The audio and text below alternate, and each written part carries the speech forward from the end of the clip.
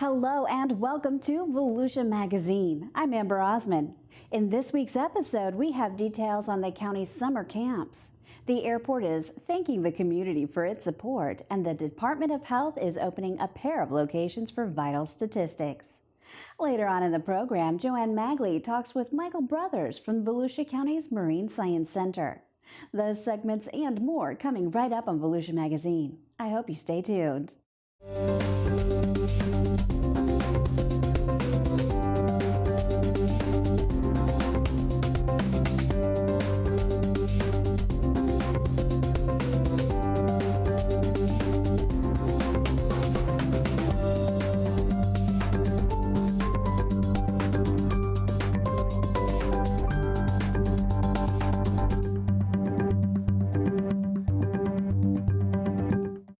For 2 out of 3 months in 2018, Daytona Beach International Airport has seen positive growth in passenger traffic. Passenger traffic at the county-run airport increased 4.2% for March in comparison with the same month last year.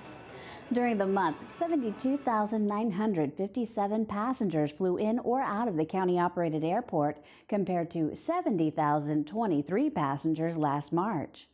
For the 12 months ending March 31st, total passenger traffic at DAB increased 2.4%, with 724,765 passengers traveling through the facility this year, compared to 708,116 passengers last year. Passenger traffic continues to rise, trending positively since 2009. DAB hopes to see continued growth throughout 2018 and beyond. It's very important that the demand, which is really measured by the load factors, keeps up with the additional capacity that's added. If it doesn't keep up and the demand dips, then they may pull back capacity over the next couple years. But right now, we're trending very positive, and hopefully this will be good things for 2019 and 2020. To learn more about Daytona Beach International Airport, follow them on Facebook or visit flydab.com. The continued success at Daytona Beach International Airport has airport staff in the mood for a celebration, and they're throwing a party to say thank you. To show their gratitude to the community for its support and patronage, the airport will host a Community Appreciation Day from 10 a.m. to 2 p.m. Saturday, April 28th. During the event, attendees will learn about the many flights out of Daytona Beach on American Airlines, Delta, and JetBlue, as well as the amenities and services the airport provides to make travel as convenient and stress-free as possible. While there, visit the airport's table on the second level to spin the wheel and win a prize. And make sure to say hello to Sheldon, the official mascot of the Daytona Tortugas, who will be greeting guests and posing for photos. All guests also will have the opportunity to win door prizes, including a hotel stay, free airport parking, and tickets to a Daytona Tortugas game. We want them to come in and see just how easy and convenient Daytona Beach International Airport is. So it's really a great day. This is really just to say thanks to the community and get people in, and just to think before they book their next flight. Think about Daytona Beach International Airport. Look before you book. Don't miss this fun chance to learn a little more about your hometown airport. For more information about the event, contact Business Development and Customer Service Coordinator Pat O'Brien at POBRIEN@volusia.org. To learn more about Daytona Beach International Airport, visit flydab.com. Hi, I'm Josh Wagner. And I'm Billy Wheeler.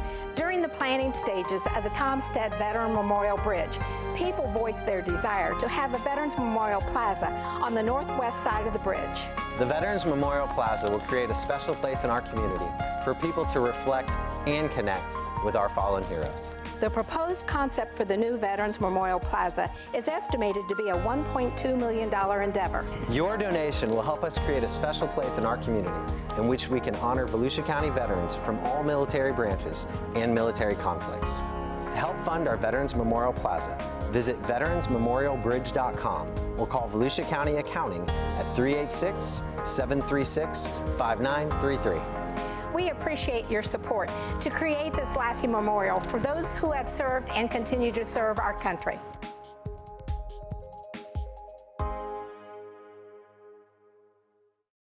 In this week's Solutions for Your Life, Joe Sewards, urban horticulture specialist with the Volusia County Extension, gets his hands dirty and digs deep into what it takes to grow your own community garden.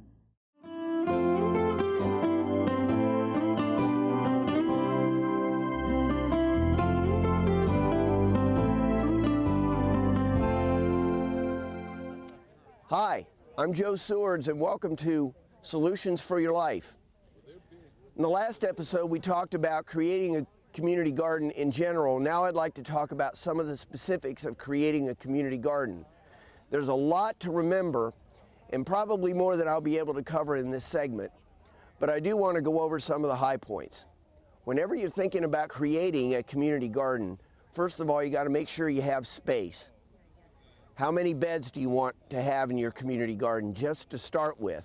It's easy to dream big and say you want hundreds of beds, but that's not a good idea. You want to start small, and if it takes off and it's popular, you can always add more. But if you make it too big to begin with, it's hard to take it back. The second thing you need to remember is that you need sunlight. Full sun, all day long. You can have shady parts of the garden, and you can grow certain vegetables in shadier parts of the garden, but remember, the equation is very simple. If you have more sun, you'll have more productivity. The third thing is you're going to need a source of water. Is there a source nearby? Are you going to have to ask permission from the property owner? Are you going to have to ask permission from the city or the county or whatever municipality in which the community garden is going to be located? These are the basics of community gardening. Also, when you're creating a community garden, are you going to require insurance? Who's going to be in charge of the community garden? These are things you need to take consideration of, because community gardens don't manage themselves, they don't maintain themselves. So who is going to be interested? Who is going to maintain it? Who's going to take the money for membership? You have to charge membership. If you don't charge membership, then people will have no value in the garden that they are trying to maintain. And if it didn't cost them anything, they're not invested in it. So you have to charge a monthly, a semi-yearly, a yearly rate, whatever you decide. But those funds can be used to put right back into the garden to help replenish soils, buy tools, pay the water bill if there is one. So there's a lot that goes into creating and maintaining a community garden. And if you need more information on how to do that, you can contact us at the University of Florida Extension here in Volusia County. Our phone number is area code 386-822-5778, and our email is, you can email me directly at sewards@ufl.edu. That's my last name, SEWARDS@ufl.edu. With Solutions for Your Life, I'm Joe Sewards.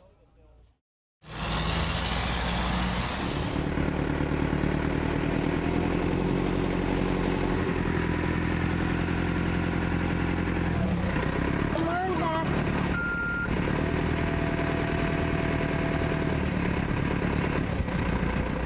Would you slow down if your child were here?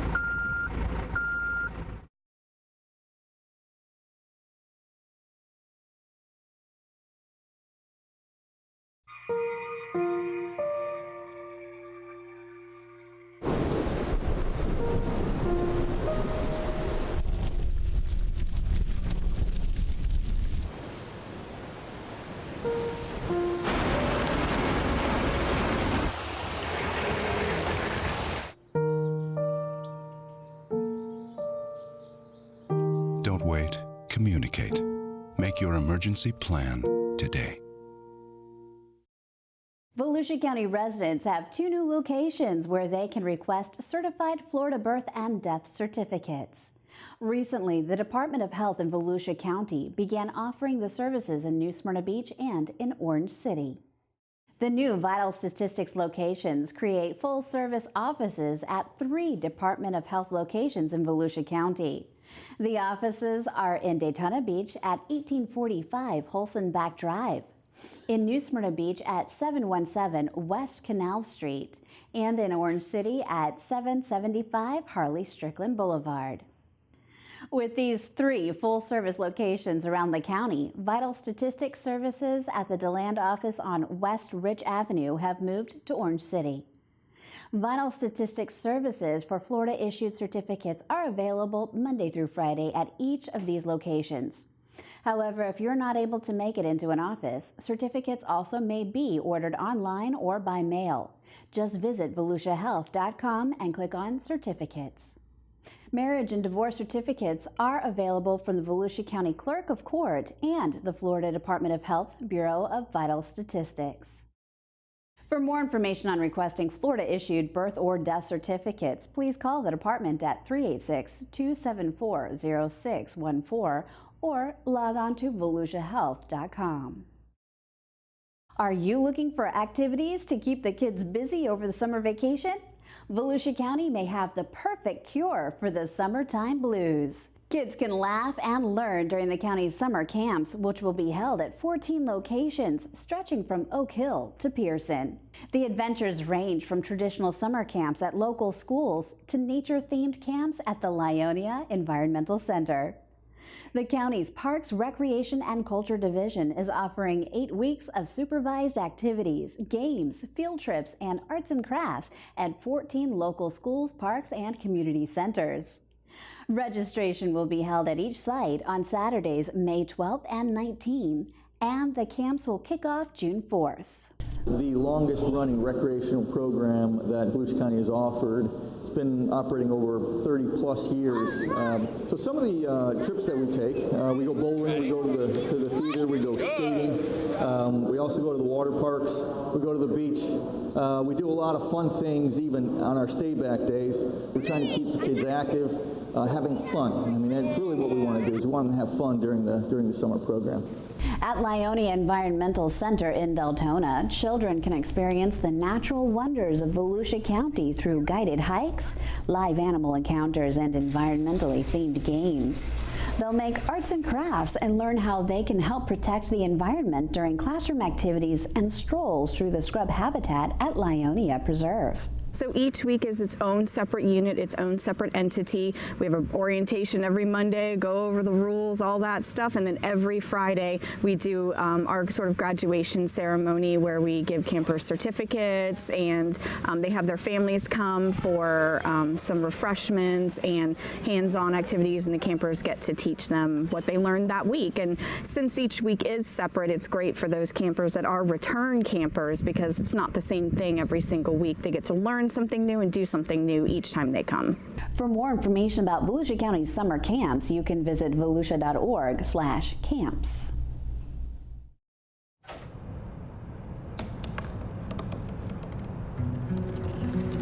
They said I couldn't dream. Called me a piece of trash and swore that's all I'd ever be.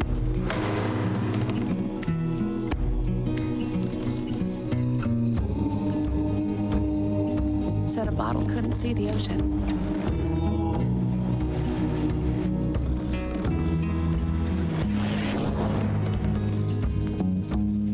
Give up. Go back to the dumpster.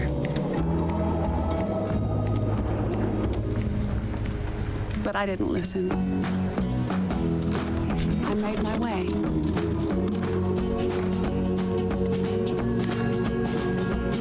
And now, I am what I've always wanted to be.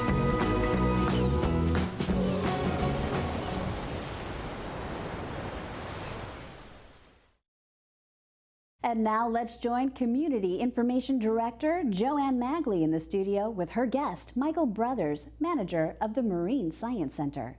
Thanks, Amber. Well, the Marine Science Center in Ponce Inlet is a treasured destination for all of Volusia County. And so joining me in the studio today is Michael Brothers. He's the manager of the Marine Science Center. Hi, Michael. How are you today? I'm doing good. Thanks for being here. It's always a pleasure to be here. So many of us who live here know about the Marine Science Center, but there's a lot of us also that don't, because it's tucked away in beautiful Ponce Inlet. Give us an overview of what you have to offer there at the center. Well, you are so right. The Marine Science Center is tucked into one of the most beautiful parts of Volusia County. And Ponce Inlet, for those who may not be familiar with it, is a wonderful coastal community that's really a part of Old Florida. And so it has the remarkable Ponce Inlet Lighthouse, has Lighthouse Point Park, which is a beautiful 50-acre park, and it has the Marine Science Center, as well as some wonderful restaurants and other activities. But the Marine Science Center, it's one of those cases where if you build it, they will come, and it has really happened. So the Marine Science Center, just last August, we celebrated our 1 millionth visitor to the Marine Science Center. And so we've grown from, having maybe 40,000 visitors a year to 100,000 visitors a year now. And we have exhibits and aquariums, a stingray touch pool. We are actually 2 distinct hospitals. So we're a sea turtle hospital and a bird hospital. And so the visitors can have a chance to see the work that we're doing with the sea turtles. We actually have a viewing window right into our surgical area where you can actually watch our medical staff dealing with a sea turtle, as well as overlooking the various pools where the sea turtles are recuperating. We also have a wide variety of birds of prey and some wading birds on exhibit at our bird hospital area. So we have bald eagles, we have pelicans and gulls, and a whole array of birds of prey. So you mentioned that you're an education facility, you're also a hospital, so folks that come in, there's a modest admission price to come in, look at the displays that you have there of the various types of sea life around here in Volusia County. You also have some rooms where you can do some education to groups that come in, or even just throughout the day as patrons come in. You're so right. We are the best deal around. It's only $5 for adults, $4 for seniors, and only $2 for children 12 and under. So we're a great deal and a great place for families. And on the hospital part of it, though, you take in a number of injured sea turtles, seabirds, and you rehabilitate them in the hopes that you can then sometime return them back to the wild. You're exactly right. And we've taken care of over 21,000 sea turtles since we first opened. And as you say, releasing them to the wild is a wonderful opportunity. So periodically, actually just last week, we had some sea turtle releases. We also do the same at our bird hospital. We've taken care of over 17,000 birds at our bird hospital. We get in about 1,000 birds a year into our bird hospital. And we also recuperate those animals and get them rehabilitated and ready for release. And sometimes, they're sadder stories too. We've actually, in the last week, we've had over 100 northern gannets come into the Seabird Hospital. And these are big birds. They have about a 6-foot wingspan. When they're adults, they're white with black wingtips. And these birds are coming in extremely emaciated and are just not surviving. So, sometimes we have these wonderful opportunities to release birds. Other times, they're just these sad stories where the birds are just not able to survive. Do you have any information on why you're getting these birds the way they are? We don't really know. They're coming in emaciated, so they're, for whatever reason, not catching enough fish.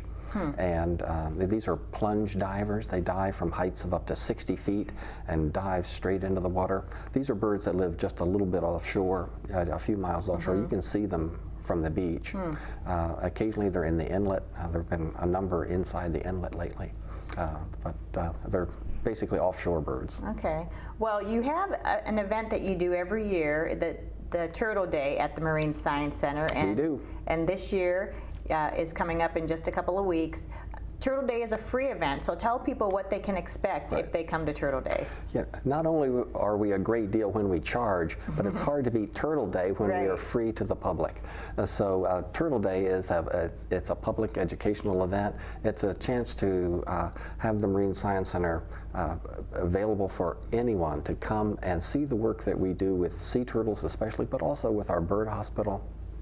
And we have educational exhibits going throughout the event because we have some wonderful representatives from like Canaveral National Seashore, Merritt Island National Wildlife Refuge, the local Audubon societies, the Save the Manatee folks. Lots of different organizations come and showcase the work that they're doing. And then on top of that, we have music, we have food, and we have a chance for you to see our birds of prey, because we have a number of birds of prey that are what are called glove trained, and we can actually do programs with them and let the public get close to them, which is a wonderful thing. And they're your residents. They stay at the Marine Science Center. Right. They actually all of them are injured in some way, and they're not able to be released. Right. So that information is on our screen for the dates and the times. You also have another outing coming up, the Pelagic bird trip planned for May 19th. So tell us about that.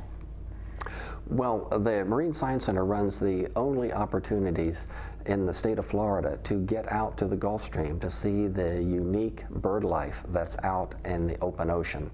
And so we run these trips in May, July, September, and November. That allows the public to be able to go out and see these unique birds that you never see from shore. Birds like shearwaters, storm petrels, and the black-capped petrel. These are birds that you just never see. We'll see Jaegers that breed on the Arctic tundra and spend the rest of the year out on the open ocean being pirates, where they attack seabirds and make them give up what they've caught. We'll see perhaps tropic birds, these lovely birds of the open ocean with this long streamer tail. That is one of the birds that people most want to see. And we have people who come from we've been running these for a number of years, about 12 years, and we've had people from 34 states and 4 foreign countries that travel to Volusia County specifically to do this.